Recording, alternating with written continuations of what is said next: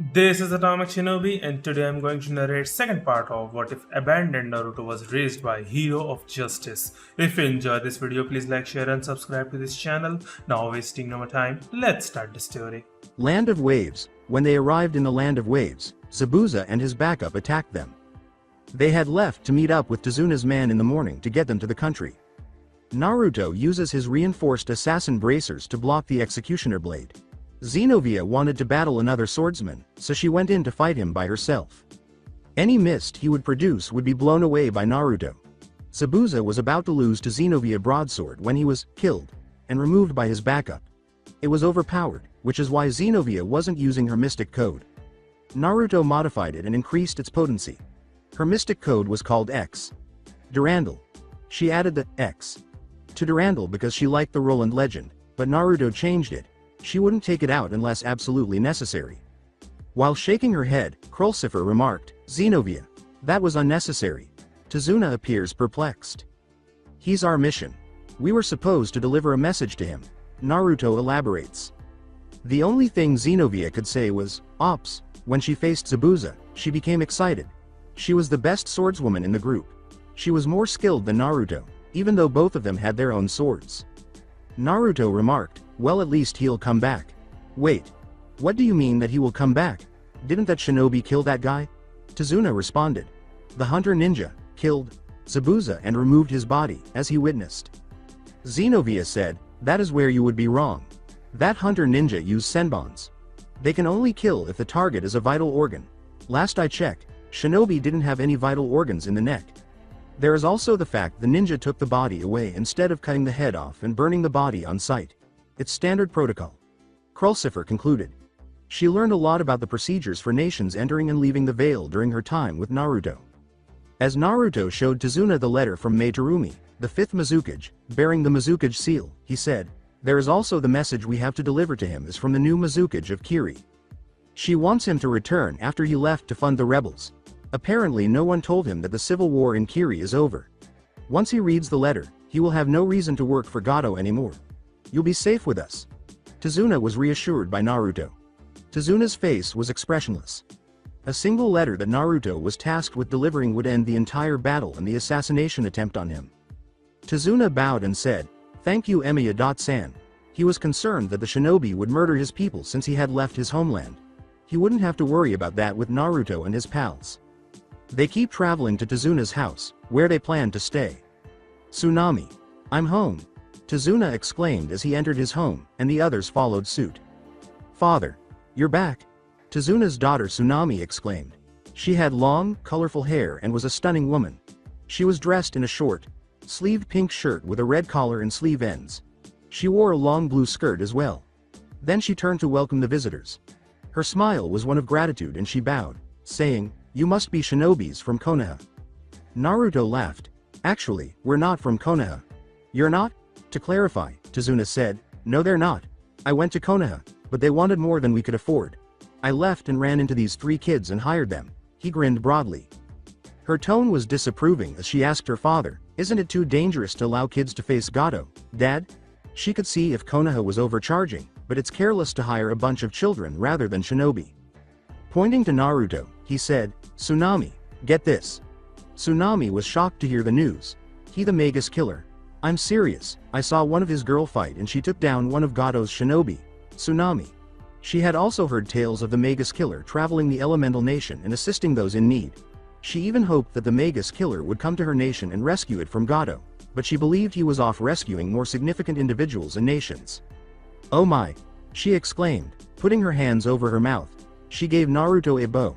"Thank you for coming here to save us, Magus Killer. San." Naruto stated, "Emiya. Emiya is just fine." Then he headed for the door. "I'm going to draw a barrier to protect you guys if anyone dangerous shows up."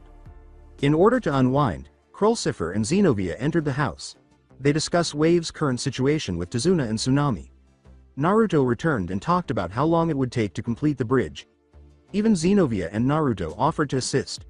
Without using reinforcement on her body, Krulsifer was not physically capable of performing strenuous work. Naruto took a break the following day and accompanied Xenovia on a tour of the city.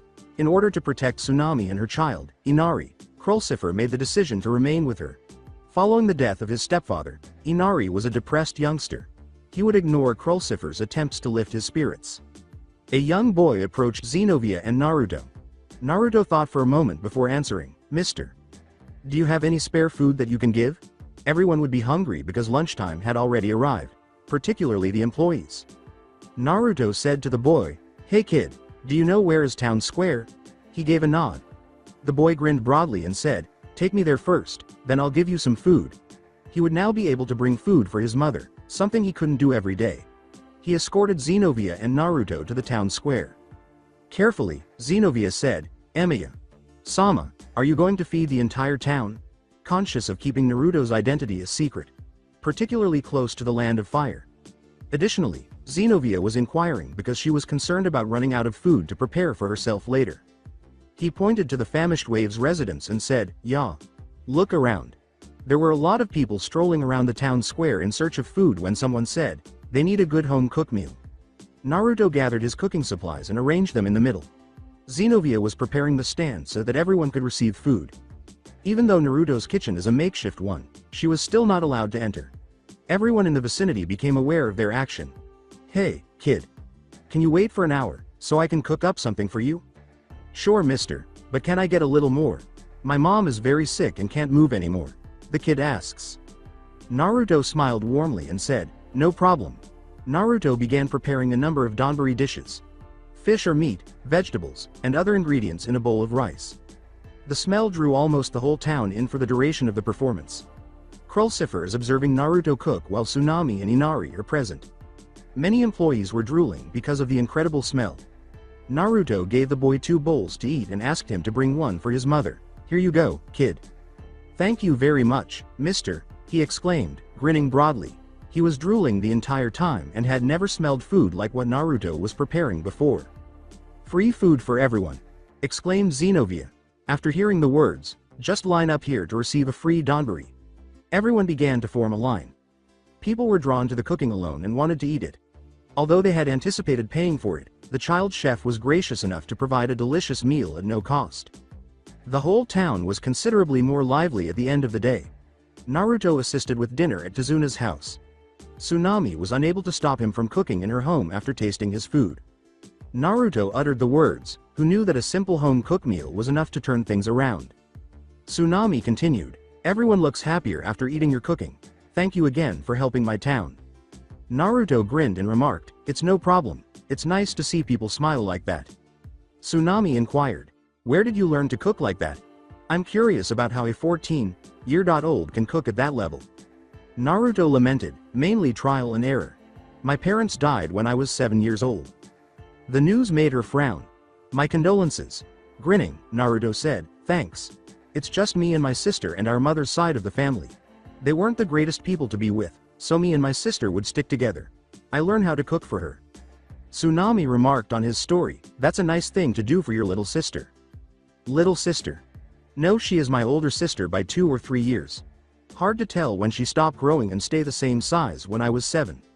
Naruto chuckles. Tsunami also laughed a little. She attempted to visualize a 16-year-old with silver hair in a 9-year-old's body.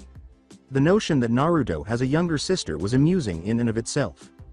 The whole family was waiting at the table with the 2 brunettes when Naruto and Tsunami went to set up dinner. Tazuna exclaimed joyfully, "Man, I hope this meal is as good as the one you cooked during lunchtime." During lunch, he was digging in with his workers in Naruto's donburi. With the exception of one, everyone appeared to be enjoying Naruto's home-cooked meal. "Do you think that you guys can handle Gato and his men?" he inquired, attempting to strike up a discussion.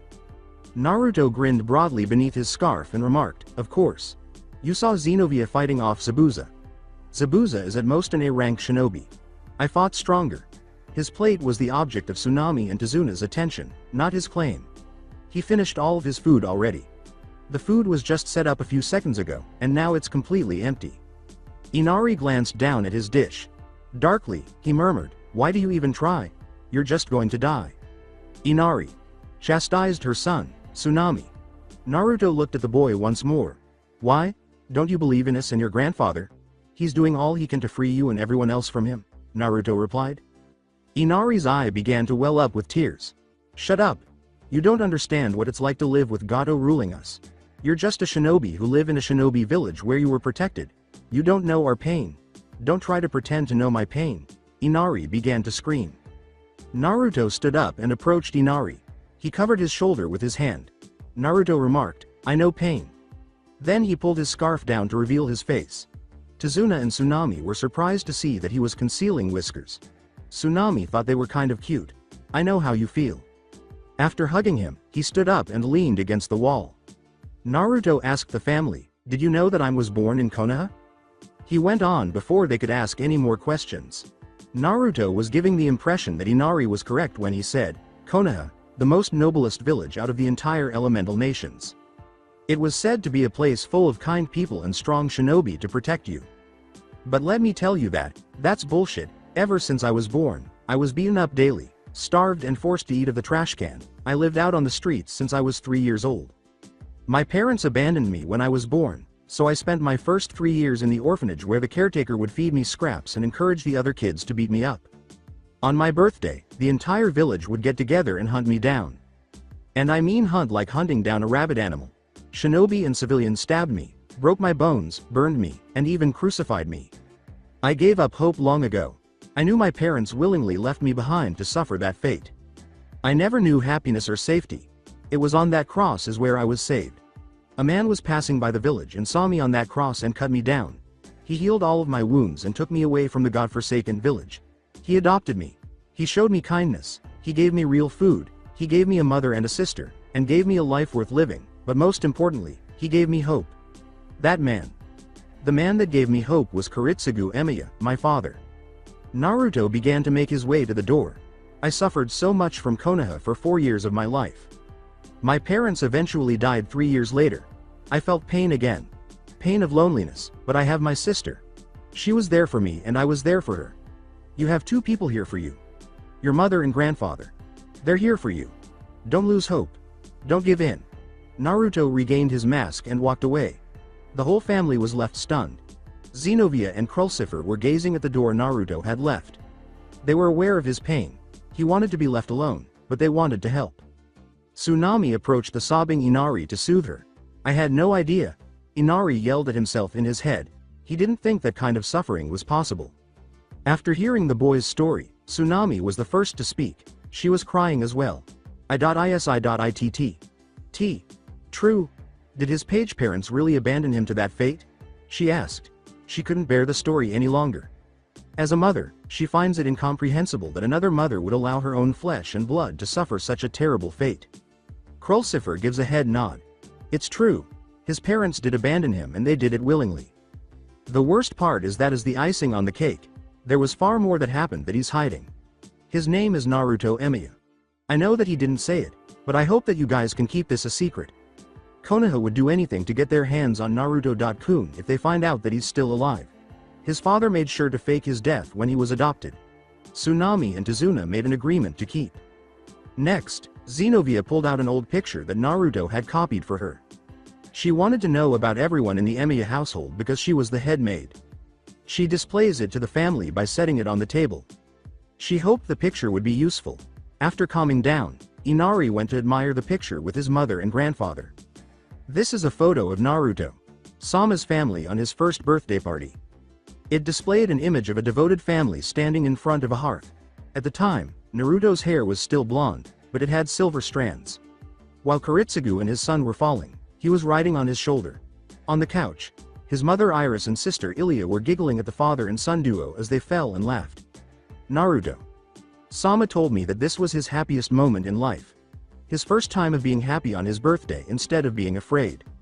Only the picture of the blonde, silver-headed person having fun was visible to the family. It never occurred to them that such a happy child would endure such suffering. For the longest time, Inari was looking at the picture. Other than blood, it made him think of his father. He wiped away his last tear with his newly discovered resolve and muttered, "I won't give up. I can do it too, if he can." Naruto was heading out of town. Entering the woods, he was crying and wanted to be left alone. The only thing he could think of to save Inari was to remember the past, even though it hurt. Tonight, Naruto made the decision to sleep in a tree outside. He leapt to a branch and began writing runes. To avoid detection, His runes strengthen the branch and enclose his chakra network. A girl was out in the morning collecting herbs. Naruto recognized her immediately based on her chakra signature. He wouldn't qualify as a sensor ninja otherwise. With a cigarette in his mouth, Naruto yelled, "You need any help down there?" to the girl from the branch. After Naruto gave her a slight fright, she jumped up. "I didn't sense him," she said, turning to face Naruto once more. Naruto then descended and said, "He's with the group protecting our target. What are you doing here?" "Emiya, or if you want to call me, Magus Killer." The girl said, "Emiya-san. What are you doing here?" Although the name was unfamiliar, the phrase, Magus Killer, sounded familiar. Naruto gestured to a tree and said, "I was sleeping in that tree. What are you doing, miss?" She said to him, "Haku. My name is Haku. What are you doing here, Haku?" "I'm out gathering herbs. My friend is sick and needs medicine, but we don't have enough money for money." Haku partially lied. Naruto began to comply by gathering herbs for Haku, saying, "Oh, I can help. I know a lot of herbs." She exclaimed joyfully, "Thank you very much, Emiya-san." After collecting plants for a few minutes, she went to obtain information. "Are you a shinobi?" "What makes you think so? It's just that you said that you slept in a tree and you know about medical herbs." Naruto laughs and says, "Well, I guess that I'm that awesome. And no, I'm not a shinobi. I'm just a freelancer. People hire me to do whatever they're paying me for." Haku questioned, "Why be a freelancer, Emiya-san?" "Well, being a freelancer means that I don't have to report to anyone." "Then you are a shinobi?" Naruto then placed all of the herbs in her basket and said, "More like an assassin. I don't really have proper shinobi training, but I'm good at killing." Under his mask scarf, he grinned broadly and said, "This should be enough to create some painkillers and accelerate the body's natural healing rate." She was surprised. With genuine surprise, Haku questioned, "I didn't know that herbs can accelerate a body's healing rate. Most healers on practice in healing ninjutsu. They ignore many of plants that our planet gives us. There are so many different plants I use and found, and apparently there is more undiscovered." Even more surprising for Haku. That was even noted by her. To try to make better medicinal medicine, it would be beneficial if she collected more herbs of various kinds. Naruto stood up and said, "You should be getting to your friend, ma'am."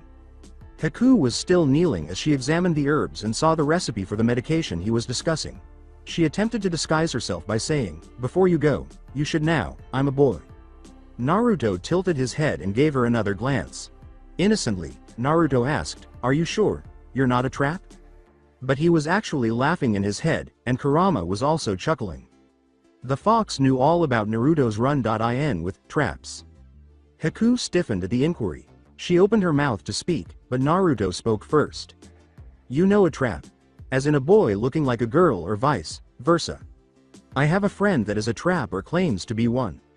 I still can't tell because he or she won't say anything," Naruto said as he touched his storage ring.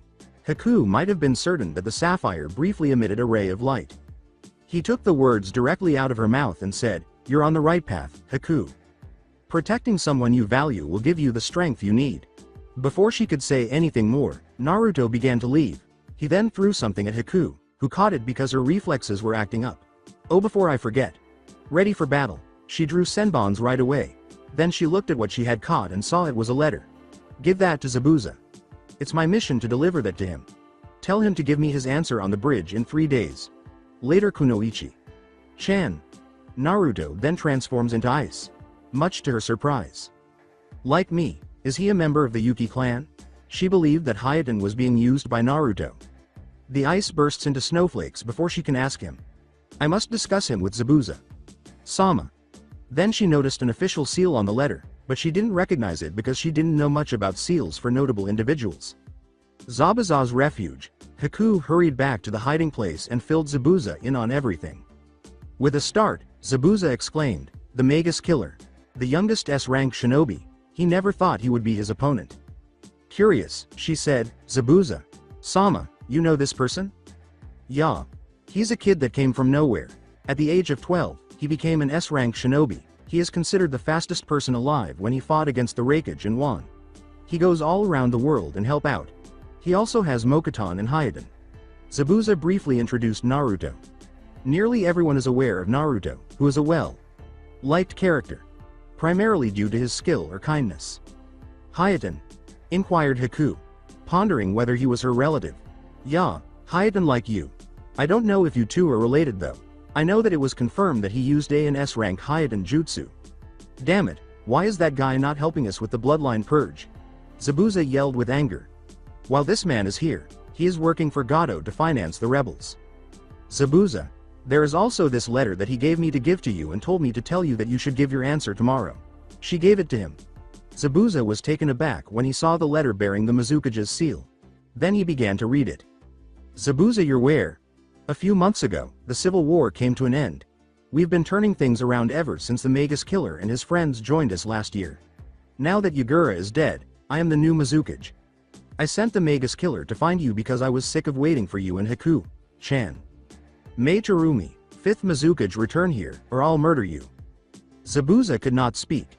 He was unaware that the war had been over for months. All this time, he was working for scum like Gato without any justification. God damn it, he cried out. A day later, the nearly complete bridge. Early in the morning, Naruto, Xenovia, Tazuna, and Krulsifer gathered at the bridge to listen to Zabuza's response. At last, Zabuza and Haku arrived. Haku was asked by Naruto, so you use my recipe? All she did was nod. Naruto's formula for boosting the healing factor was a success. She was initially dubious about the recipe Naruto had left in her basket, but since Zabuza trusted him because of the letter, she made it as directed. She was surprised by how well it worked. Zabuza would have needed several more days to recover, but Naruto's medication worked in a single day. She saved the recipe for later use. Naruto laughed and remarked, "It's good to see you up and about, Zabuza. I apologize for last time." He then turned to face an embarrassed Xenovia. Someone got excited in fighting a swordsman. Even though Zabuza believed the letter was sufficient proof, he asked him directly, "Brat, is it true that the war is over?" The final message and the letter's handwriting are identical to Mei's. As though it weren't a huge deal, Naruto boasted, "Yeah, I fought and killed Yagura myself. God damn it. All this time I was away from my home and the war was over," Zabuza yelled. Naruto remarked, "You're just stupid. So, what's your answer? Become a rogue ninja where I have to beat you up and drag you to Kiri, so Mei can straighten you out, or will you come quietly?" asked Naruto. With a weary expression, Zabuza said, "Just take me home, brat." The news cost him time, which is why he didn't like it. But first, with a savage smile, he pulled out the executioner blade. "I want to see if you really are powerful." Before Naruto moved forward, Xenovia said, "If you want to fight Emiya-sama, then you'll have to." He then reaches for his ring to draw his sword and says, "No problem, but let's keep this a match between swordsmen." A green-edged black katana in a black sheath emerged. Then he drew his katana and placed it on the left side of his hip. He said, "Ready, Asaramaru?" to the blade, confusing people who didn't comprehend. Asaramaru said, "Oh, you're bringing me out. Naru, it's been a long time." The reaction from Zabuza, Haku, and Tazuna was, "What the fuck?" With his own ruthless smile, Naruto exclaimed, "Hey Kunoichi-chan. You better go stand by my friends. This is about to get intense." When she looked to Zabuza for instructions, he nodded his head, telling her to accompany them. He then cut his hand and let the blood run down the blade, saying, "I may not be a great swordsman, but I can overwhelm you, Zabuza." This fight and that blade gave Zabuza a bad feeling. "Suck my blood, Asaramaru." At that moment, Naruto was surrounded by an aura of pure evil. Naruto was surrounded by black miasma. Only the word, demonic, could adequately describe it. Asura. Cannon, Naruto charges at Zabuza after a flurry of blades forms behind him in the shape of a fan. He eventually recovered from the shock and used his blade's size to deflect the oncoming blows. "What the hell?" Tazuna cried out in alarm at the sight. Haku was also trembling with terror. Krulsifer then turned on a ward to shield them from the aura of Asaramaru. At last, Tazuna calmed down. Pointing frantically to Naruto, he exclaims, "What the hell is that?" Krulsifer replied, "That's a demon, Tazuna.san." Fearfully, Haku and Tazuna questioned, Demon? Krulsifer informed them, "Yes, a demon. Listen to Xenovia first before passing judgment." The story was then told by Xenovia, but she omitted some important world details. Rewind. Germany, the Twilight World and Elemental Nation were now familiar with Naruto. Because of his father, he made a lot of friends but also a lot of enemies. "Asaramaru," exclaimed Naruto. For his friend, he was in a panic. One of the dead apostle ancestor who only consumes human blood is Asuramaru. In addition, it won't harm humanity much. Because of the way she looks, I'm going to refer to Asuramaru as she. She made the decision to pay Naruto a brief visit after hearing about him. Naruto was initially just being bothered by a vampire, but Asuramaru eventually won him over and they became friends. She made the decision to spend time with Naruto in a secret home in Germany. She thought Naruto was fascinating and enjoyable to be around. His blood was divine, too. He truly is a demigod, I tell you. She relished every bit of the blood pack that Naruto gave her. By using his blood to cook exclusively for Asuramaru, Naruto even went one step further, which she found enjoyable. They frequently joke about Asuramaru's gender, but she always shifts from being a girl to a boy depending on her appearance, voice, and personality. Her body gave the impression that she was a woman, but it also didn't. Naruto decided to find out the truth without flipping her skirt because of the similarity in their personalities. At present, Asuramaru was under the influence of a demon. This has never occurred before. An ancestor, not a human, was possessed by a demon. As she struggled against the demon attempting to take control of her body, Naruto held her in his hands. Naruto said, "Kurama, can you help her?" to his fox god. "There is nothing I can do. I can kill her if I try. Right now, her body is changing into a demon. She will be destroyed if I use my power," Kurama warned Naruto. To his annoyance, she muttered, Naru. As she battled the demon, "There is one way to save me. Imprison me into something that Kurama purify. But that will kill you, it's the only chance we have." Naruto noticed that she was in pain as he looked at her. After that, he rushed outside to collect the kusanagi he claimed from Orochimaru. Asuramaru and he were altering it to satisfy Naruto's requirements. They broke the unbreakable blade and redesigned it into a black katana with a green edge with Asuramaru's assistance. Naruto lost the arm wrestling match because Asuramaru wanted green and Naruto wanted blue. While putting some special runes on the katana, Naruto returned. At that moment, Asuramaru stepped into the blade to protect herself. Getting into the blade kind of thing. At the same time, the possession worked and didn't. Despite Asuramaru's transformation into a demon, she maintained bodily control. She wanted to remain with Naruto ever since. It was too good to leave, especially since she could drink his blood whenever she wanted and be in the front seat for everything. Additionally, she was a demon, and the demon that attempted to take control of her is still dormant inside of her. She was forced to live inside the sword because the katana was keeping the demon at bay. She had a direct connection to Kurama and always had Naruto, so it wasn't all bad. It was fun all around. Delicious food and entertaining entertainment. For her, nothing really changed. The flashback has ended. Wow. So it was Naruto's friend that was possessed by a demon, so to save her, he put her in that blade. Tazuna inquired. As a former executioner, Zenobia mentioned her personal experience when she said, "Yeah. She doesn't mind much. She is still the same as Asuramaru, but with demonic powers. Demons are evil, that's fact, but this is a special case. Since she is a deceased apostate ancestor, she was also unable to say. Good. It's the reason why there is such an evil presence now, but the person in charge of that power isn't evil."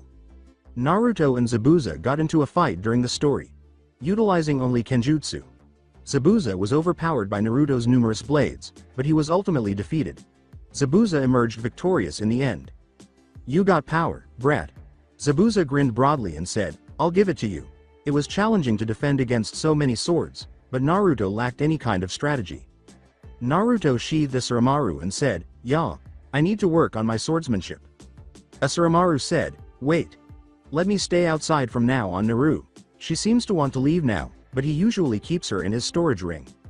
Naruto left her in his left hip and said, "Sure, no problem." From across the bridge, a short man yelled, "Zabuza! You traitor!" alongside a horde of bandits. Together, Tazuna and Zabuza exclaimed, "Gato," with a deep contempt for the short man. Naruto thought, "He's Gato?" and started to laugh. "You were terrorized by a midget, ha ha ha ha ha." Gato tightened his jaw. "You damn brat. Just hand over the bridge builder or I will send my army to kill everyone in town." Naruto, accompanied by Krulcifer and Zenobia, stood erect and said, "Sorry, that isn't going to happen." After that, Naruto caressed Asuramaru. A tiny taste of her power was being sent out, frightening the men and Gato. Gato, shaking from the power, threatens, "Gee, give up the builder or his daughter pays." "Gato, you bastard, Tazuna began to approach in order to give himself up and save his daughter. Naruto stopped him at that point. Tazuna, don't worry, but he has tsunami. Alright, a rewind. Naruto exited the house first and went through a series of hand seals before they left for the bridge. Jutsu. Kitsune is called upon. A dog-sized white kitten with 2 tails and a puff of smoke emerged from Naruto's hand as he slammed it into the ground. Naruto. Sama, how may I assist you? With joy, she asked. I need you to keep an eye on the girl and woman inside this house, Yuki. Keep them safe. Hello, Naruto. Sama. She then set out to find a suitable hiding spot. As a snow-white fox and the daughter of the boss Kitsune, Yuki is Naruto's personal fox summon. She was thrilled when Naruto called her for the first time and loved her time as a friend and fighter for Naruto. She was the one who became friends with Ilya because she was the one who delivered letters to them, and she spent most of her time with Ilya and the world outside the veil, being one of the few people who saw the outside world. The flashback has ended. Desperately, Tazuna said, really? Believe in Yuki. She can battle shinobi of the Chunin level. The old man was relieved when Naruto said, a couple of bandits are nothing to a shinobi. He turned to face Gato and his army and said, now let's deal with you. Brat, what are you going to do? You are unable to. Bang. Since Tazuna was still learning how to handle a gun and the others were curious about that weapon, the sound of Naruto firing his Thompson contender at Gato and killing him startled everyone except the girls. What the hell was that? Hey guys, Gato is dead. What? The thugs started yelling about Gato's passing. The newly elected leader proclaimed, you bastard, if you took away our meal ticket, we're going to take everything away from you. Starting with those 2 girls, he began to charge, along with the others. Darkly, Naruto muttered, like hell you are. Then he pulled out his 2FN5.7 and started shooting at the throng. Naruto uttered, damn it. Trace on. He reloaded his guns using tracing after running through both clips. As his allies and friends look on in awe, he keeps firing. His weapons primarily piqued their interest. Enough! Exclaimed Xenovia. She chanted in English while reaching into her hair with the hand holding her storage ring. Then a golden circle appeared at her fingertips and a big blue sword emerged wrapped in chains. Only Naruto and Krulcifer understood her when she said, Petra, Basilius, Dionysus, and Mary, the Holy Mother. Hear my voice.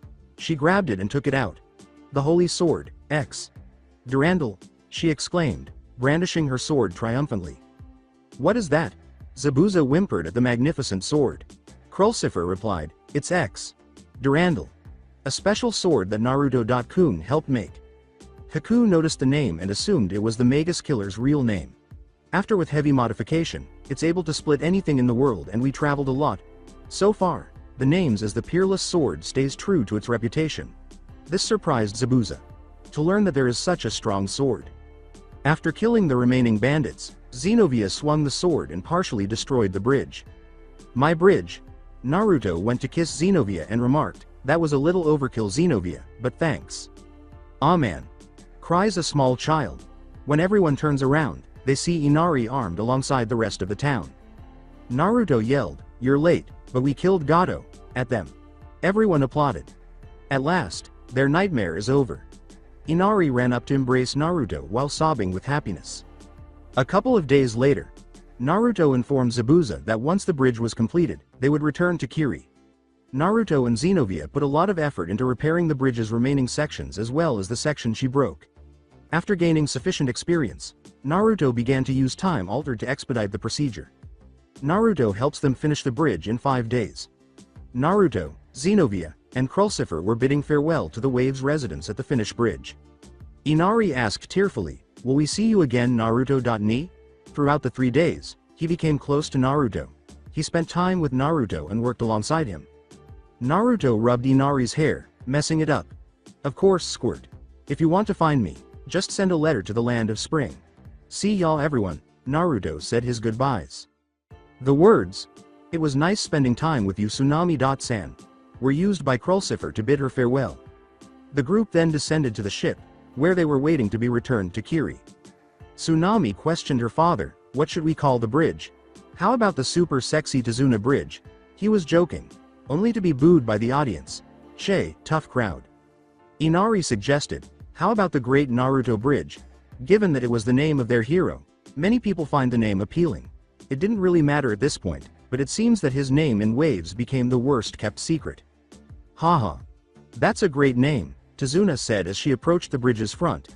After saying, "The Great Naruto Bridge," everyone applauded. A week later, in the Land of Fire, we discover a group of shinobi making their way to the shore. A silver-haired man, a pink-haired girl, a red-haired girl, and a black-haired boy make up the group. The Konoha headband was worn by these three individuals. The boy with the black hair is Sasuke Uchiha, the son of the well-known Uchiha clan's Fugaku Uchiha. Sakura Haruno, a civilian girl who was a shinobi, came next. The fourth Hokage's daughter, Mito Namikaze, is the final child and resembles her mother. Team 7's instructor and sensei, Kakashi Hitaki. Having initially given up on the mission, Team 7 was sent to the Land of Waves. As he recalled what had happened, Kakashi muttered, "Sai Sensei." Rewind. One of the great shinobi villages is Konoha. Many strong shinobi call this place home. From the outside, the village appeared to be doing well, but the inside is a different story. The village has taken a darker turn ever since Naruto Uzumaki, their Jinchuriki, passed away. One of Konoha's elders, Danzo Shimura, started acting rashly. Danzo gradually started robbing families, orphanages, and even clans of their children because he wouldn't let Konoha become weak. Because the third Hokage had no evidence, he was able to get away with it. These children are brainwashed into participating in Danzo's root program. The Uchiha police force was the only agency attempting to solve the enigmatic disappearance. To Danzo's ire, Fugaku, the police force's captain, gains a lot of power because the Hokage isn't assisting the kids. Minato Namikaze and Kushina Namikaze arrived in Konoha with their daughter a month after Naruto Uzumaki's passing. Their arrival evoked conflicting feelings. Some claim that they are resurrected by the demon brat's death. They found out about Naruto Uzumaki's fate in this way, much to their ire. The majority of shinobi clan heads and shinobis were upset with him, but the civilian welcomed them back. He deserts Konoha in addition to his son. As a result, Minato became a figurehead because it was evident that she couldn't be trusted with Konoha. Minato was left as the fourth Hokage, but he had very little authority because the villagers needed a strong presence to prevent war and the civilians wanted him back. Many clan heads and other shinobi would no longer listen to Minato and would only listen to Fugaku, who was the main leader of the shinobi force. The Uchiha gained more respect as a result of Fugaku's newly acquired fame and power. Although one clan disapproved, the Uchiha clan came to represent Konoha. Danzo disliked it since he had absolutely no faith in the Uchiha clan. The Uchiha clan was then massacred when he launched a coup d'état to seize Konoha. Although the coup attempt was unsuccessful, half of the Uchiha clan was killed. Fugaku became a hero for averting the civil war that Danzo nearly started, and Danzo fled after the failed coup. As an S-rank shinobi who kills at first sight, Danzo was marked. He knew too much and had no trouble abducting kids from anywhere. Since Danzo set up his new root base in the Land of Fire, many nations keep an eye on their borders with Konoha. Kushina was struggling. She was deeply affected after learning that her son had died at home. She became depressed after learning that she was to blame for Naruto's abuse, beatings, sleeping on the streets, and other mistreatment. If she hadn't been expecting another daughter at the time, she would have remained that way. When she failed Naruto, she vowed to protect this child. Natsumi Namikaze is the Namikaze family's newest daughter. When Mito learned of her twin's death, she was devastated. In order to defend herself and him, she trains to become stronger. She continues to think that Naruto wished to keep Konoha safe. She would continue to train even though she would never have the strength of a cage. It didn't really matter to the village that Naruto was their hero's son. They would disparage him whenever they had the chance, and Kushina ultimately sent them to the hospital. Minato and Mito loved Konoha too much to harm the civilians. Following the Demon Brothers' return with Mito poisoned from Team 7. Despite being a symbol, Minato possessed some authority. He turned down Tazuna's request for a high-level position. His goal was a trading agreement to which Konoha would have sole access. But Tazuna departed, so they waited for him to return. "Sensei, why is my team going to the Land of Waves? I thought you rejected Tazuna." Kakashi responded. "I was hoping that Tazuna would come back to get our help. It seems like I was wrong. Your mission is to go to Waves and to protect him, while he builds the bridge. Then you will get him to sign a contracting giving us 50% off on products and an exclusive trading contract with only Konoha," Minato stated to Kakashi. Kakashi questioned, "So we're replacing one tyrant with another one? He doesn't think his sensei has gotten this bad." Minato declared authoritatively, You will do what your Hokage commands of you. The flashback has ended. Thinking back to the period prior to Kyuubi's attack, Kakashi remarked, things have changed. He was among those who believed that Minato should be brought down. He continues to cling to the decent man he used to be, but it is eroding. The man is being destroyed by Hokage's duty and his love for Konoha. Given the loss of their Jinchuriki, he realized that Konoha would require all the power they could obtain. Saying that Mito was the real Jinchuriki and Naruto wasn't, Minato made up a lie. Despite their hatred of Naruto, people still adore Mito. That was simpler for them. The children stayed behind as he approached the ferry driver. Sir, can you take us to the land of waves? Are you stupid? The man asked him. I can, but why? As though it were a dumb question, Kakashi replied, we need a way to get to the island. Pointing to the bridge, he said, why don't you take the bridge? Kakashi was taken aback. He returned to his team and led them to the bridge after saying, there goes the mission, but I still have to ask about the deal. The idea of using the land of waves was opposed by Kakashi. After Minato returned, he still obeyed orders, but his morale remained largely unchanged. Kakashi read, the Great Naruto Bridge. With regret, he really missed Naruto. Despite being one of the few who showed him concern, he was never able to make him smile. Mito also appears depressed. She muttered, Ni-san. Given that there is a body at Naruto's grave, it was still thought that he had passed away. I guess people like the name, Naruto. Kuritsugu received the body, which was more of a mesa from a local Konoha boy who dared to view the demon boy's remains. Given that Konoha had already killed a child, Kuritsugu had no problem hurting defenseless children. Why not cause a child to perish on that day? According to a story, the demon brat's spirit dragged the boy who went out to hell. After that, they set out to find Tazuna, only to discover that everyone in town is still having a good time. At last, they located Tazuna.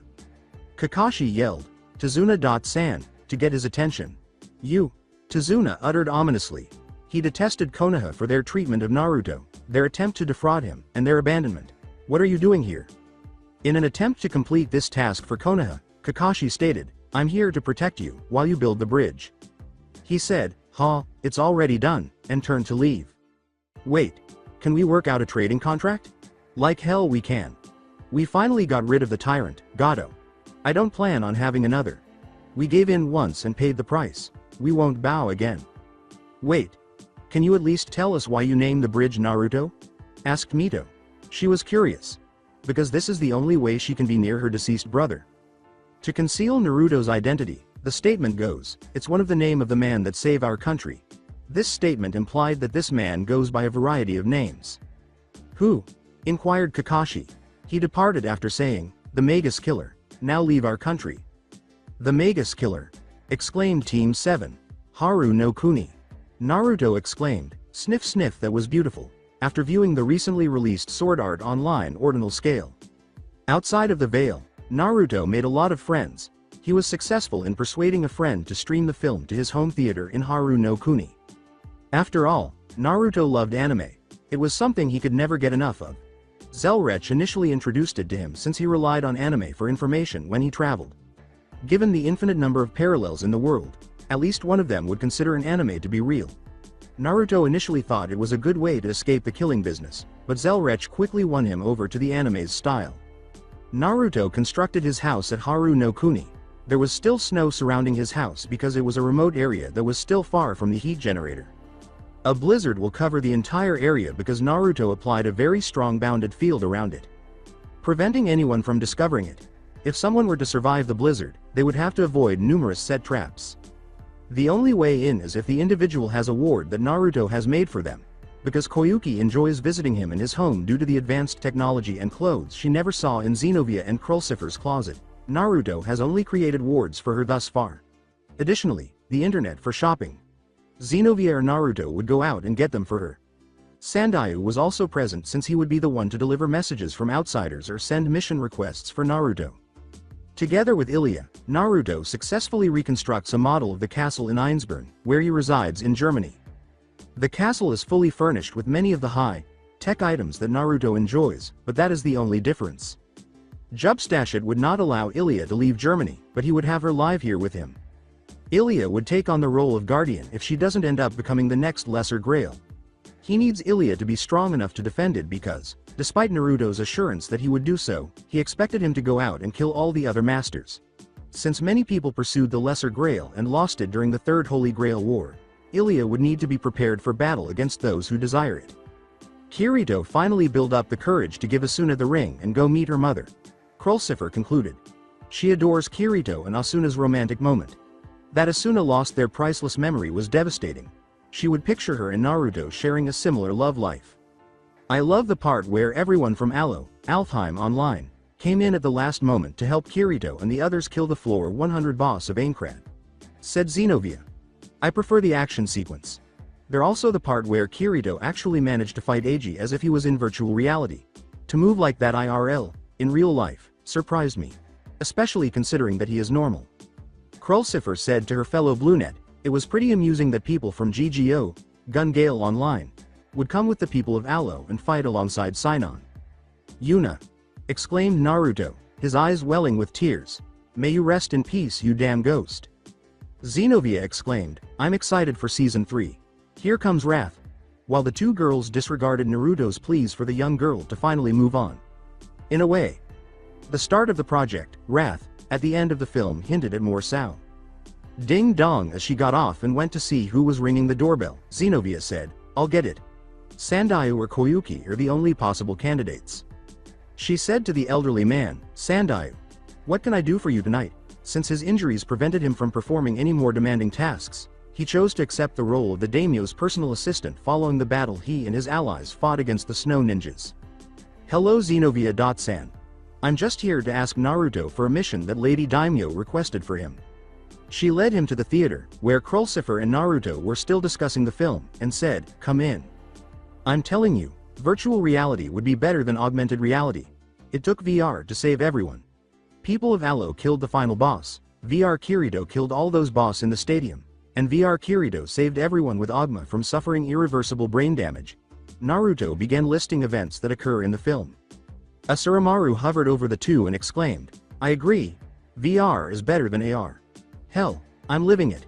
At the moment, she was in her typical form as a teenage girl with long, dark purple hair that reached past his feet and bangs that covered his left eye, which had red eyes, fangs, and pointed ears.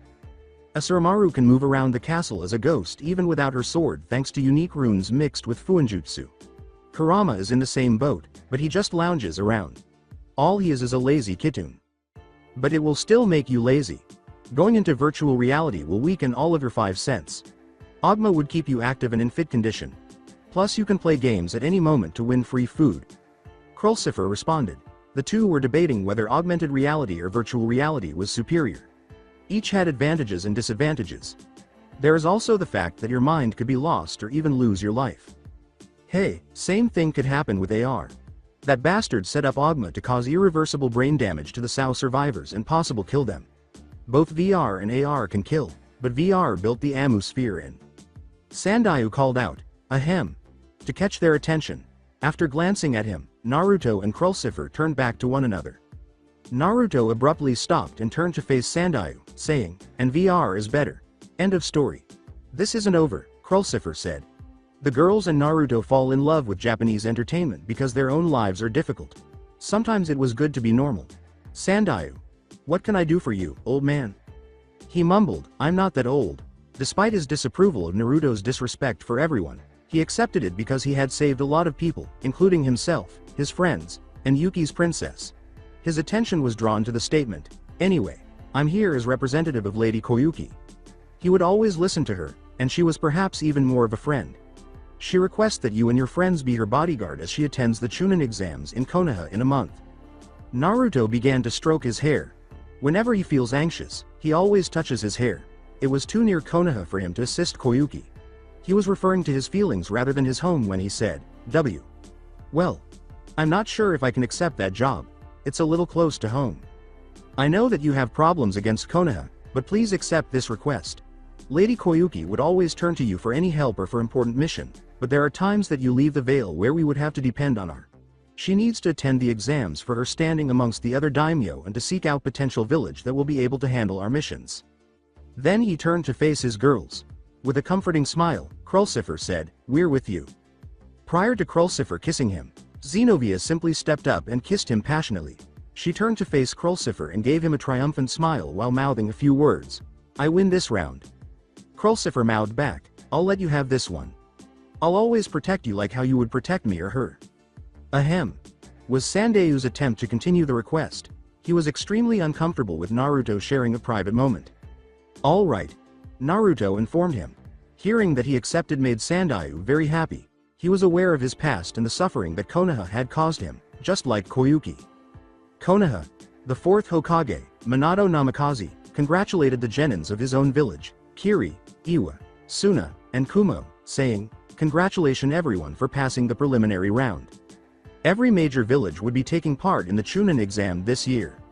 Since the establishment of the village system, this has not occurred, so all of the daimyo would be present to witness it.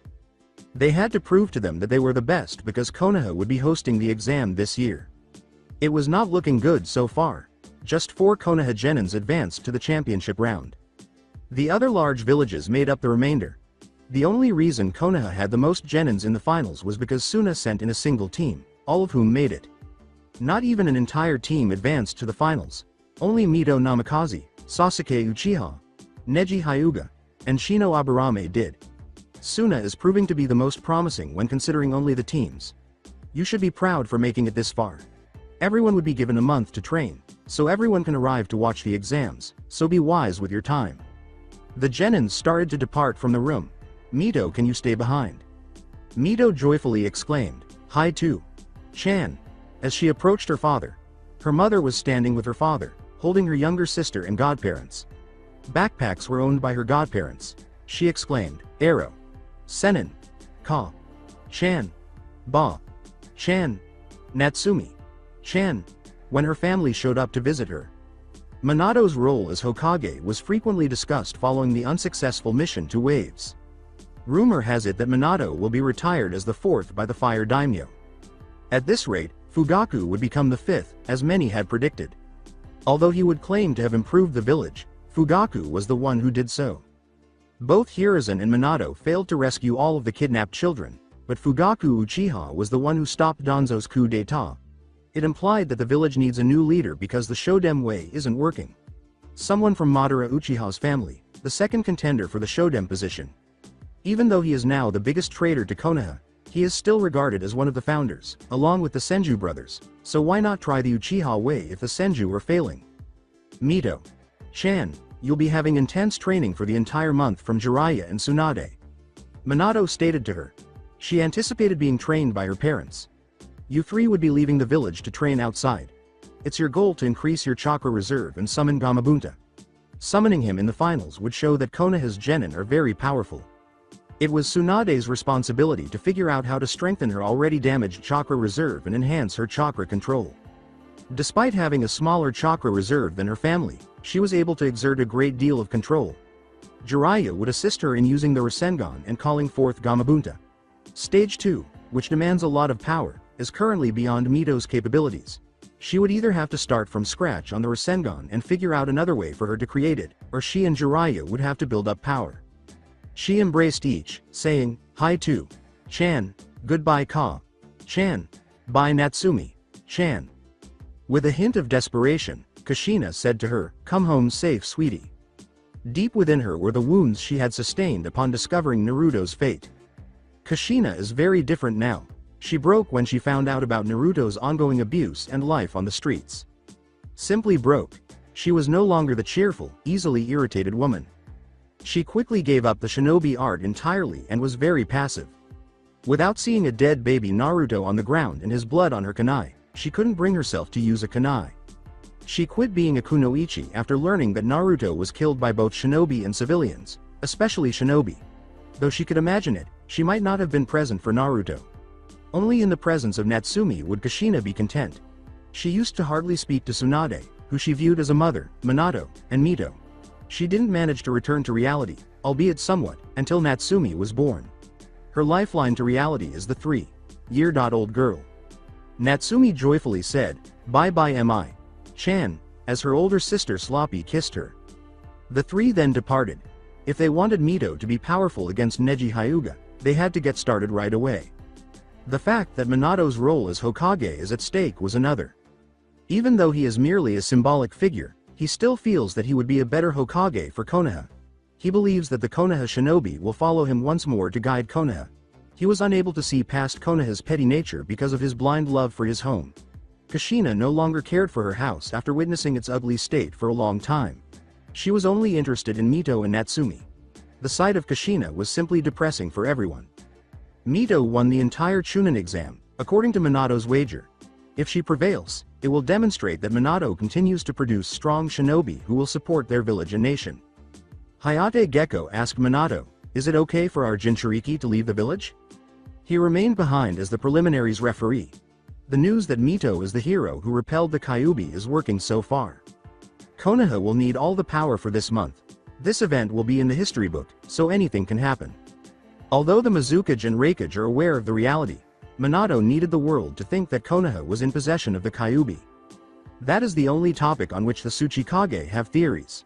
Like many Konoha residents, Hayate thinks Mito is the real Jinchuriki.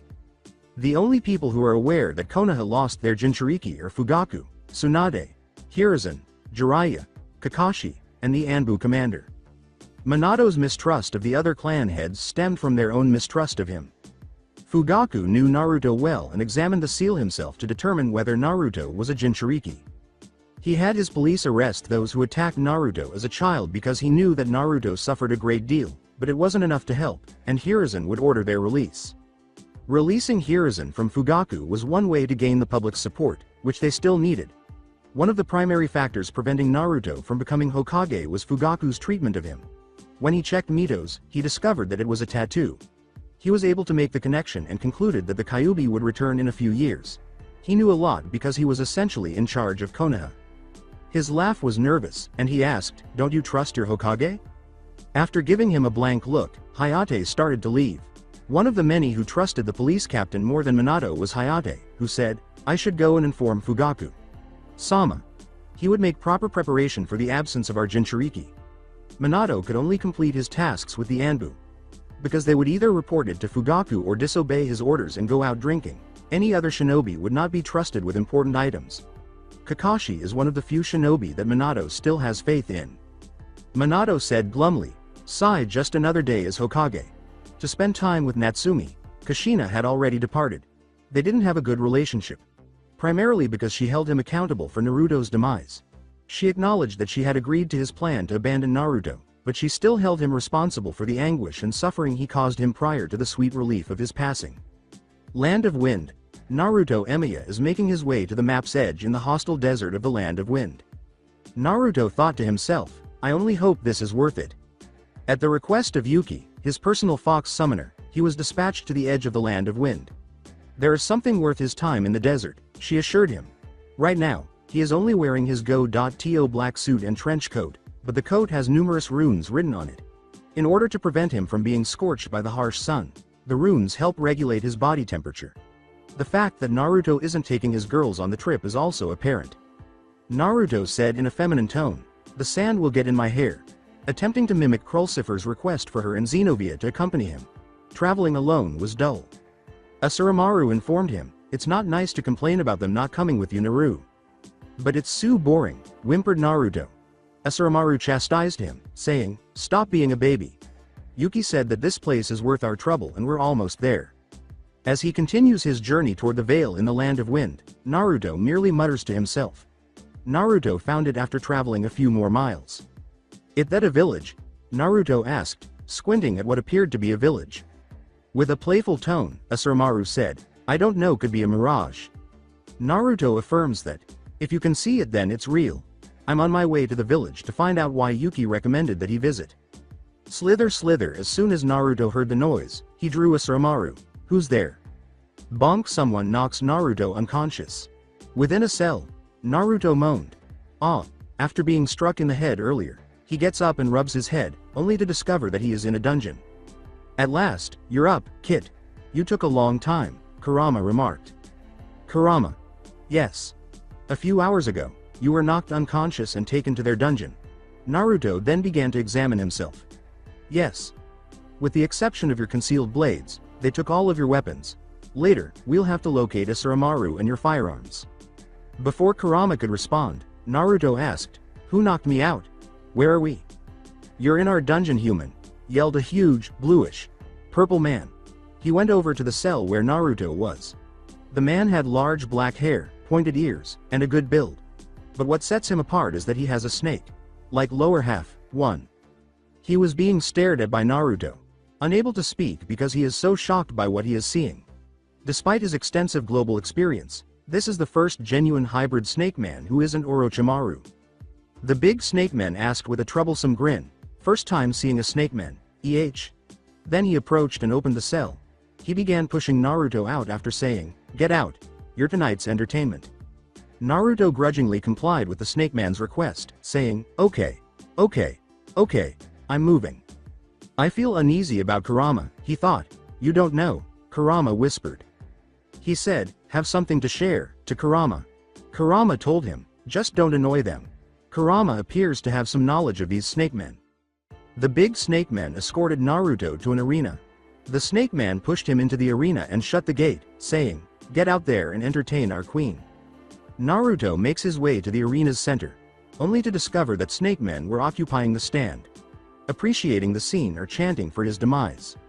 He thought, this isn't going to end well. He reasoned that he would fight for his life so that these people could amuse themselves.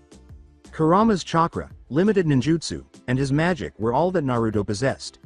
He could get away, but Kurama said he shouldn't annoy these people, and Yuki stated that he should look for the village he was probably in.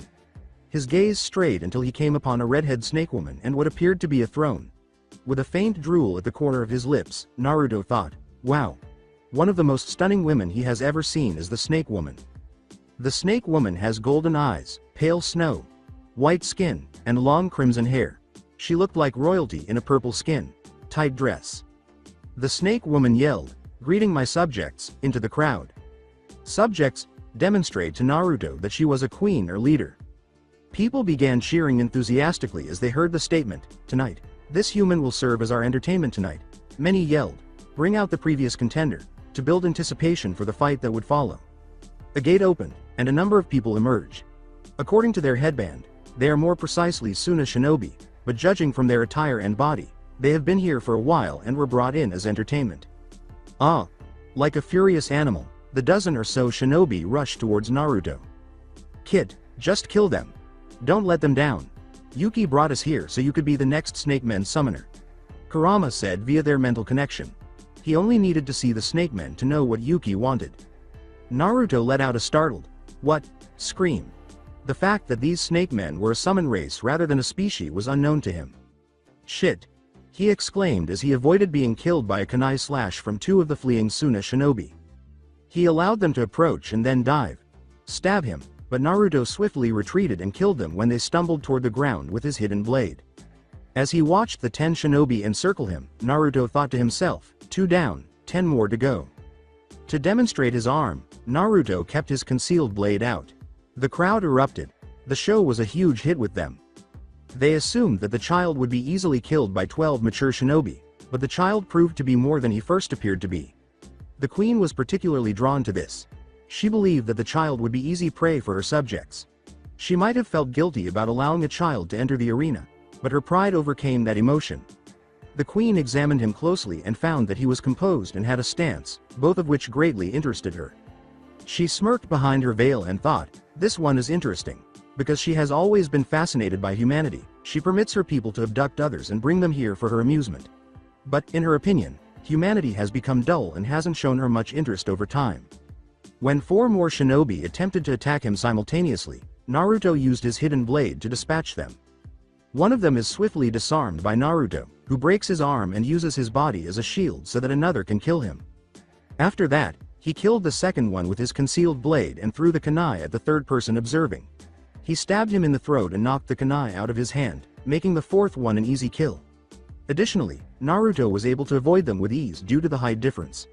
Naruto was able to counter with pure physical skills despite their chakra enhanced abilities. One of the 6 threw a couple of hand seals because they were afraid of Naruto. Earth style. Flying thrown rock, exclaimed one shinobi, slamming his palm down. A plethora of rocks are then launched from the ground in the direction of Naruto. the target, by the jutsu. Naruto's spell said, "Too easy, time alter, triple excel." He then moved in the direction of the rocks and passed through them as if they were air. It surprised a lot of people. Few people are able to move at that speed and still have the agility necessary to move swiftly through such a small area. The Hokage would just teleport himself to safety, and even the Raikage needed space to change direction while maintaining control over his speed. Hell, if anyone did what Naruto did, they would all be hit or at the very least destroy those rocks. Naruto raises his right hand and makes a L shape with his thumb, index, and middle fingers, saying, "I think it's time to end this." Runes then emerge as he runs his hand over himself. Many find this interesting because, in their opinion, it is something new for humanity. Naruto typically wrote runes in this manner. It takes a little more than simple writing to create powerful runes. He made runes across him, and each one turns into a fireball and a shinobi. Each shinobi gets 2 fireballs, killing them all and providing the Snake Man with a great deal of amusement. The queen exclaimed, "So you have survived, child, but let's see how you do against the almighty Snake Man," as 2 sword-wielding Snake Men emerged from another gate. The 2 slithered in Naruto's direction. "You mentioned that they were summonses, Kumarama," Naruto inquired. "Indeed, it is preferable to avoid killing them. Simply knock them out. If you have the opportunity to sign their contract, I will tell you about them." Naruto charges at them, using chakra to support his body. After that, Naruto punches them until they are unconscious. "Come on. I thought you Snake Men were tough. Those humans were tougher than these 2, taunts Naruto. Snake Men have respect power, but that could come back to haunt you. The only thing that gets them to listen is power. Abruptly, Naruto was knocked from his position. The internal damage caused by the surprise attack was promptly repaired by Avalon and Kurama while Naruto was on the ground coughing up blood. There was a shout from the big Snake Man, "Don't think so lowly of his human." He was escorted from his cell to the arena by the same person. It was he who struck him. After that, Naruto engages the man in a fistfight by using the reinforcement spell on his entire body. After that, the 2 got into a vicious beating. The fight appeared to be evenly matched at first, but Naruto was easily knocked out. But with Avalon's assistance, Naruto promptly recovered from all of his wounds. However, the Snake Men still required a rest, which Naruto refused to provide. After being knocked back, Naruto returned with the same level of energy as before. The Snake Men fell after fighting non-stop for several hours. Tall and proud, Naruto stood there. His wounds were already healed, despite being covered in blood. The scene was so breathtaking that everyone could only gaze. A human child, one that could prevail in that specific battle. Many Snake Men began to admire Naruto for his strength, but also for his perseverance and resolve. He demonstrated his ability to defeat a dozen of Jonin, albeit somewhat untamed, Snake Men grunts, and their most powerful Snake Men. With a mouth full of blood, Naruto spit out, "Who's next?" He was not finished yet. It appeared that he was not human because of his godly healing and godly endurance. Throne section. Naruto was the only thing the queen and a few others could look at. As soon as the physically strongest person entered the arena, they thought he would die. This was not intended to demonstrate that the Snake Men, a proud race, could lose to a human, let alone a child, but rather to amuse them. "This isn't good," a Snake Man with an elderly appearance said. An angry red fire Snake Man remarked, "If this continues, our people will begin to believe that we are weak." With their current village serving as their capital and the queen as their supreme leader, these Snake Men are the great Snake Men leaders of other villages. To restore the pride they had lost against Naruto, the leaders were debating what to do next. The queen calmed the leaders by saying, "Enough. You 6 will go down there and kill him. Show him that the Snake Men tribe won't be looked down on." All 6 leaders said, at once, and descended. "Keep entertaining this queen, little one." 6 more Snake Men surrounded Naruto down in the arena. The Snake Men tribe's 6 great leaders were in front of Naruto to warn him not to mess with them. A red Snake Man covered in flames was one of the leaders. An elderly man was the second. Like Lord Ma, the second Tsuchikage. The third was green and covered in bandages. The fourth has a spooky smile and is short. The fifth appears to be a girl in her teens. The final leader was a well-built man who wore blue armor and was fit, though not as muscular as Naruto. Oh my god, it's the great leaders. This is it. The human isn't going to survive this one. Numerous Snake Men began to converse with one another. "Watch out, Naruto. Senjutsu is really used by these Snake Men," Kurama cautioned him. "Senjutsu?" Naruto inquired, but was cut off. He is actually burned by the fireball that the fiery one launches at him. Ah! His trench coat and a portion of his suit were burned. When he noticed that Naruto's burn had healed in a matter of minutes, the fiery one's smile quickly vanished despite the harm he had caused. One of the more potent types of ninjutsu is senjutsu. Don't be careless. It can raise a basic ninjutsu from a D or C rank to an A rank. In order to use senjutsu, you must combine your spiritual and physical energy with the energy of nature. I got it. Senjutsu is extremely risky. Be cautious as well. Every summons is capable of senjutsu. Senjutsu can even be performed by the kitsune summons, but it would be of no use to you. You must have come here to learn senjutsu and obtain the contract because Yuki sent you here. Why am I unable to learn senjutsu from Yuki or the other kitsune? Kitsune senjutsu is exclusively taught to women and focuses on genjutsu. The majority of kitsune are therefore female. The Snakemen tribe's senjutsu is unique. Senjutsu only adds nature energy to chakra-based ninjutsu. When you learn it through a summon, you acquire a particular form that is exclusive to their race, such as kitsune's genjutsu. Pure natural energy can be used by snakemen to create jutsu. Every other summons combines chakra and nature energy. He said, "You are not normal, human." Naruto confirmed his suspicion by merely grinning at him. Then Naruto summoned a wooden staff and said, "You ruined my suit. Trace on it." It was comparable to the one Scathach gave Cu Chulain. 2. Since he mostly uses swords and guns, Naruto never had the opportunity to make his own, but it appears that he will eventually need one if he hopes to survive against powerful opponents like these snakemen. He was able to use runic magic more easily and with greater range because the staff was covered in runes. The fiery leader then created a fire-breathing snake and lunged towards Naruto. When Naruto slammed the bottom of his staff against the floor, wood began to sprout from the ground and the stone floor began to shatter. Everyone was surprised because they were aware that Mokuton was only available to Hashirama Senju. Now, they're seeing Mokuton once more. Then he was constricted by wood and a rune appeared beneath him as Naruto pointed his staff at him. It took him some time to get away, but his body burned through them with ease.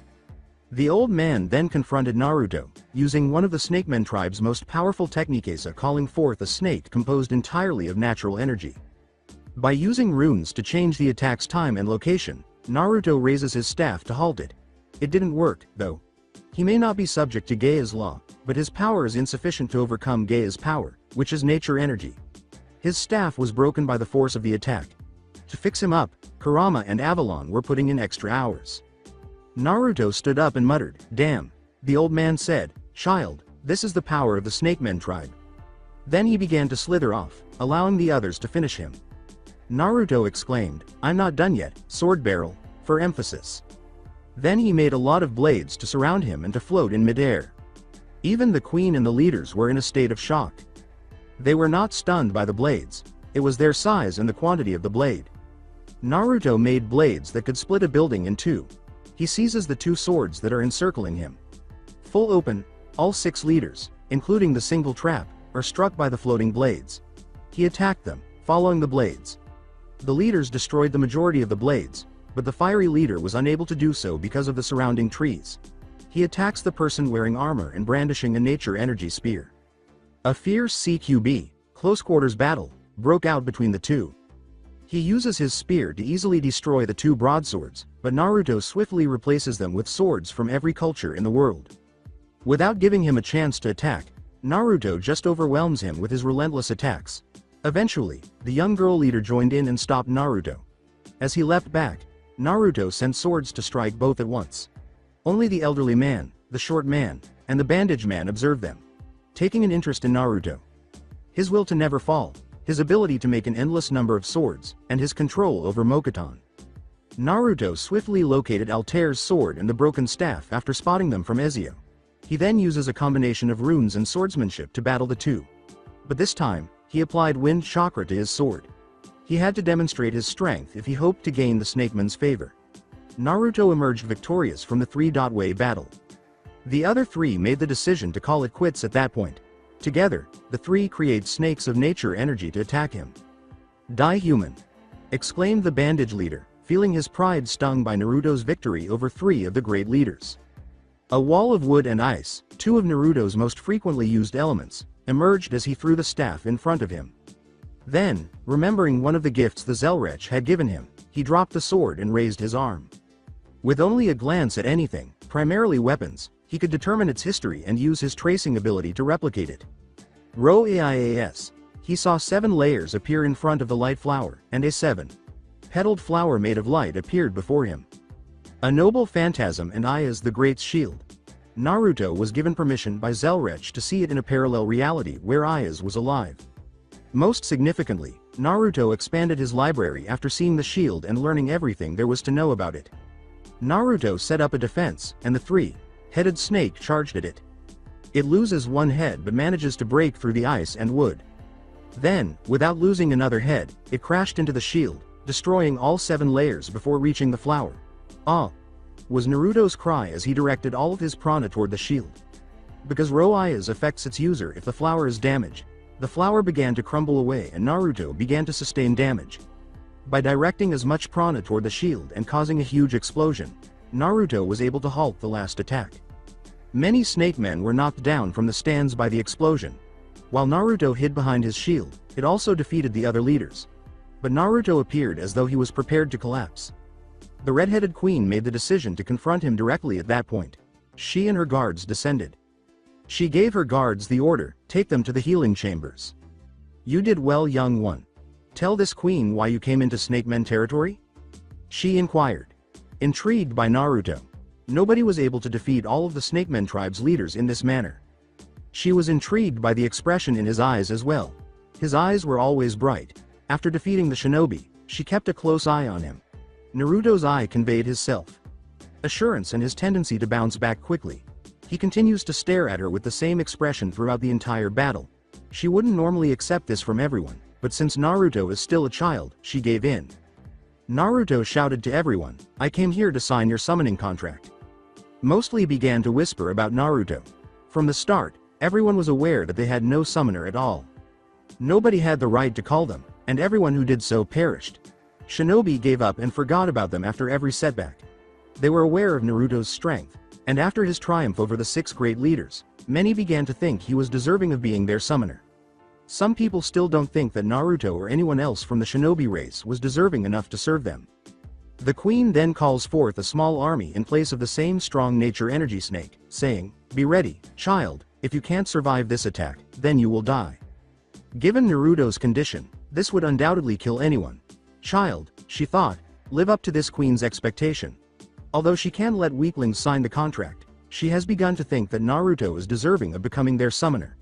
She cannot permit anyone to sign their contract, regardless of who is attempting to do so. Snake men only care about strength, and Naruto must demonstrate it. Naruto! Kurama yelled. Now he was afraid. He was fond of Naruto, who was ill. Equipped to fight using his own strength. After he took control, Naruto's body was covered in solid red chakra, 6 tails emerged, and the body was encircled by a fox's skull and bones.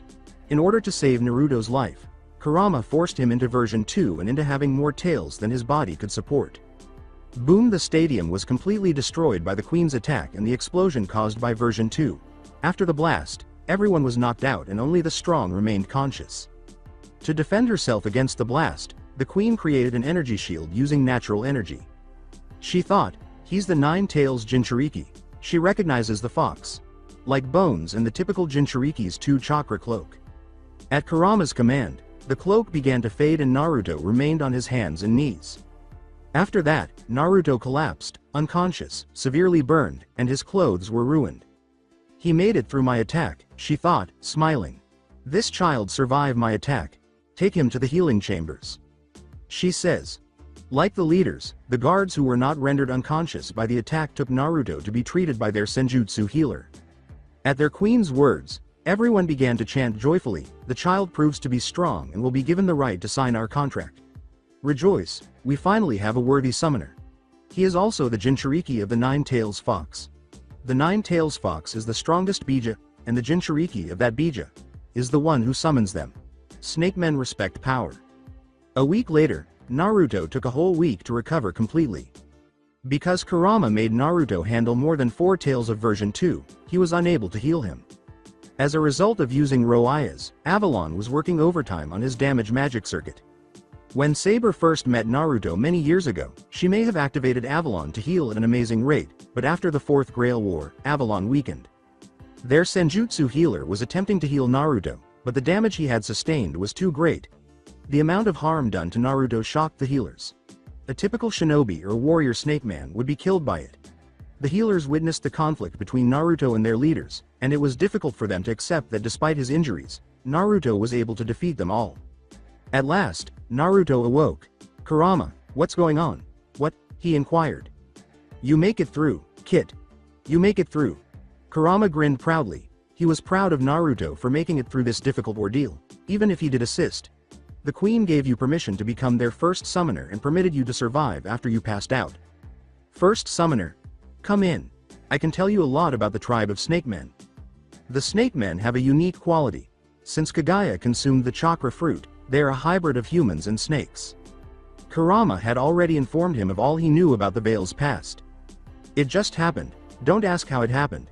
They are both their own race and can be regarded as the first summons. All other summonses respect and fear them because they are the strongest. They were superior because of their use of senjutsu. Do you recall all those snake attacks that used natural energy? Naruto gave a nod. They are known for those attacks. Since it is composed of pure natural energy, it easily got past your defense. Their senjutsu is pure nature energy. It doesn't improve their chakra. Unlike standard ninjutsu, it does not require hand seals. They practice until they are able to control nature's energy with ease. Consider altering the form of your chakra. Hold on. What about the nature of chakras? It hurt when that guy threw fireballs at me. It's a different matter entirely to use nature energy in conjunction with your chakra's nature. Few people are capable of doing it. If anything, that guy is the only one who can use elemental senjutsu. Perhaps the queen, but I've never heard of her utilizing any elements, so that's why. Senjutsu is op for the snake men, damn it. Yes, it is. Let's go back to their past. They're a cross between a race and a summon. Like everyone else, you can call upon them, but they have the freedom to turn you down. Other summons adhere to their contract and clan's regulations.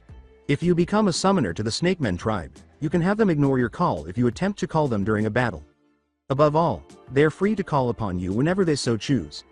To them, you are just a phone, and they make the call, but that alone is worth the trouble of summoning them. The next issue is that in order to sign the contract, you must speak with their queen and persuade her to let you keep the Kitsune contract. They have a great deal of pride. In response to Kurama's warning, Naruto nodded. He could tell from his battle that they were a proud race, and Naruto had already done enough to make them feel inferior by forcing them to be the second summons. A couple of snake men then led Naruto into the queen's throne room. The actual room was quite unexpected. It was a tiny haven. Trees, grass, flowers, bushes, a waterfall, a rainbow, and a blue river. Compared to life in the desert, it was a different planet. Naruto was left on his own to visit the queen across the river. He moves toward what he thinks is the queen's throne in the middle of the room. Naruto remarked, "Whistle. This place is nice." Then, through all the green, he saw the throne. The queen was seated at her throne, with 4 additional chairs by her sides. The people occupying those 4 chairs appeared to be elderly female snake men dressed in black, accessorized with snakes, and covered their lower faces with a black veil. The fact that the 4 of them were dressed alike gave the impression that they belonged to a particular group. One of the elderly snake women said, "Bow down to the queen human." Naruto complied with it. The queen then rose, slithered down to him, and began examining him more closely. Then she proceeded to remove the scarf he was still wearing to hide his face. Since it has become instinctive for him to stop her if someone touches the scarf, Naruto fights the urge. According to the queen, "You're quite handsome for your age." Although she assumed the fox was the source of the whiskers, she thought his white hair and whiskers were very exotic. "How old are you, child?" 14. She returned to her throne after saying, 14 years old, but yet so powerful. "I deem you worthy of becoming our summoner, Kyuubi Jinchuriki, but before I allow you to sign my contract, you have to answer a few questions." "Alright, shoot." Immediately, one of the elderly women asked a question. While looking into the bottle's aftermath, she questioned the flaming leader about the wood he was trapped in and said, "Your power. It isn't ninjutsu, is it?" Although it was powerful, he informed her that it was not comparable to the conventional mokuton that would drain its victim of chakra. Despite its strength, Naruto's wood did not absorb any of his chakra. "You're right," Naruto said, unsure of how to respond to her. If he wanted to be allowed to sign the contract, He had to be the most respectful person he had ever been. Elder. We four are the great elders that advise Queen Medusa, she replied. Medusa. Ironic. Naruto thought, the Medusa with the snake hair has the same name as the Snake Man Queen. The cartoon of the woman who turns everyone into stone and has snake. Like hair comes to mind whenever he hears the name Medusa. Elder, you're correct. My power isn't ninjutsu. Well, not entirely. It's magecraft, more specifically, runes. They are all confused. You should know first that I come from outside of the veil. Impossible! Exclaimed all four. Instead, Medusa watched him intently. It's impossible for shinobi. The rules of the world is a little more complex than you think. Explanation of Gaia, the veil, the world outside of the veil, and his past. According to one of the elders, That's a lot to take in. Naruto's information essentially turned their entire world upside down. A huge blank scroll then materialized in front of Naruto as Medusa snapped her finger. You truly are worthy of becoming our summoner. Naruto appears to be very joyful. Getting Medusa's attention, he said, this is something that we need to address first. I'm currently under the Kitsune contract and I hope that I can keep their contract as I sign up with yours. There was a spooky quiet in the room. Naruto was aware that something bad was about to happen. How dare you? You think that we are not strong enough to be your summons? We're the strongest. You can't expect us to allow our first summoner be contracted to another. The elders let out a cry of indignation. Medusa was not pleased at all. She called forth snakes and used them to restrain Naruto. Senjutsu snakes are not the same as regular snakes. With an extremely irritated tone, Medusa asked, tell me why I shouldn't kill you now? I allow you to sign my contract, yet you wish to have us share you with another race. Naruto chokes out, I don't abandon friends, no matter what. Instead, he was spared from Medusa's snakes. Naruto yelled the final line with great conviction. If there is something I can do, then I'll do it, but I will never abandon my friends. To engage in conversation, the elders approached their queen. Because Naruto wanted to stay with the Kitsune, one couple was abandoning the idea of having him as their summoner, but others believed he was the only one worth it. No summoner has ever been contracted to more than one summons that caught their attention, the queen noted. It would take something for a human to be deserving of more than one summons. When it came to their summoner, all summons were territorial in nature, and the Snakemen tribe is the most territorial race. Sharing a summoner would imply that the person is either pushovers or that worthy. Given that this would be their first summoner, the topic is highly contentious. Naruto is dropped by the snakes after 10 minutes of conversation. Medusa then slithered down from her throne in Naruto's direction. With considerable contempt for the word second, she asks, child, do you truly wish to have us as your second summons? Naruto immediately responded, his eyes unwavering, yes. Then you have to give yourself to me, I can't accept having the Snakemen tribe being a second summon, she replied. That word was difficult for her and her subjects to accept because of their pride.